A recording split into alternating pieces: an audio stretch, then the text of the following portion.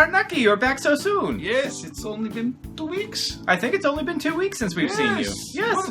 Well, how come you invited me back so soon? Well, we are doing a little bit, it's not a collaboration, just a little bit of a shout out with a channel called Greek in the City. Greek in the City? Yes. It's this The guy. Greeks invented the cities. Did they? Yes, they did. Oh, well, that's terrific. Well, this Greek lives in New York City. His name is Chris. I don't know And if they invented New York City, but they invented cities. oh, well, there's a good Greek population in New York City. And Chris talks about being Greek and being from New York, and he has a whole bunch of cool things on his channel, including cooking. Cooking? Yes, and Someone else has a cooking channel. well, it's not all cooking. It's sort of like our channel. A little bit of this, a little bit of that. A little bit of puppets. And Yeah, well, no puppets on his channel yet. But, you know, there's you always... should really get puppets. Yeah, puppets always help. But yeah, so Chris made some Greek food. He made tzatziki. Tzatziki? Yes, on his channel. And that made me think maybe we could make a little bit of Greek food. We're going to make tzatziki? No, we are going to make something sweet. What do you think it would be? Sweet tzatziki? Sweet Oh, that might be good. But no, we're going to make baklava bites. Baklava! Yeah, Baklava! baklava, yes. It's a little sheep joke, you know? Oh, great. So you get some sheep humor and you get a little bit of sweetness. We're going to make a Greek treat called baklava. Baklava. Yep, this is a little bit of a pared down recipe. Baklava... There's no pears in baklava. No, because there's only 3 ingredients. This is a little bit simpler than a traditional baklava, but it's quite tasty. It doesn't take any time, and of course, it's only 3 ingredients. 3 ingredients. So what's the first thing you think of when you think of baklava? Well, it gets very sticky, so I'm thinking of honey. Honey. So our first ingredient is honey. We are going to use between a 1/4 cup and a 1/2 cup, depending on how sweet you want it. So you can use any type of honey you want. We are using... What kind are we using? We're using golden blossom honey. Ooh, Yep, very good. very good. Is it Greek? Greek enough. Our next ingredient is walnuts. Walnuts. You can't have baklava without walnuts. Right, so you can use whatever nuts you want. Walnuts, I believe, are traditional, yes? Yes. Yes. Don't use any other nuts. Use the walnuts. You heard it from the Greek sheep. These are finely diced walnuts. If you want to, they cost a little bit more to get them pre-diced, so if you want to save some money... It's fine if you dice them. Yes, you can... Oh, I see what you did. I made a little joke. You did, you made a little And nut it joke. wasn't even a sheep joke. Oh, very good. So we are going to use 1 cup of finely diced walnuts. 1. 1 cup. That's just 1. There's more of that. No more than that. It's just 1. You heard the sheep. Bah. And our final ingredient is... Phylo. Phylo. Yes, well, we're actually going to use pre-made phylo shells. Don't let my Yaya hear that. Oh, no. Your Yaya probably would think that we would need to make a syrup and put in sugar and... Of course. Yes, and butter and all of that. Because we only have 3 ingredients and because we want to make this really easy to make, we're going to go with a couple of shortcuts. And phyllo dough shells you can find in the freezer section of your grocery store. They're pre-cooked, and so all you need to do is heat them up and it's ready really quickly. Cheating. I'm cheating, yes. Let's see how you make this.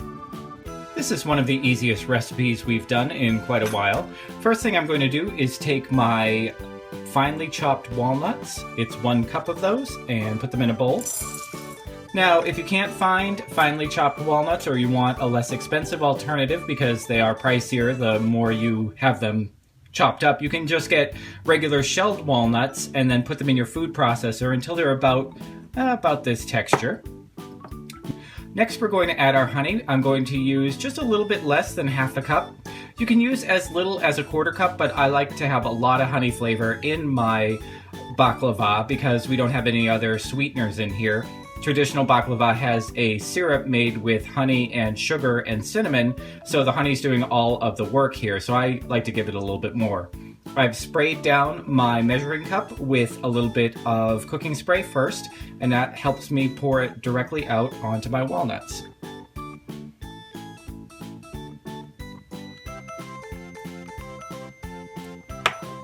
And now I'm just going to mix that together.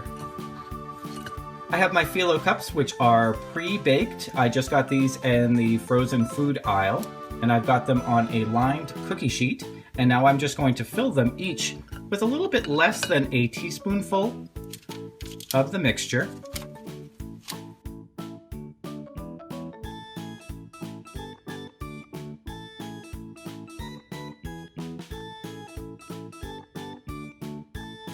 These will go into a 350 degree Fahrenheit oven for about 10 minutes until the honey is bubbling and you can smell the nuts starting to toast, and then they're ready to eat.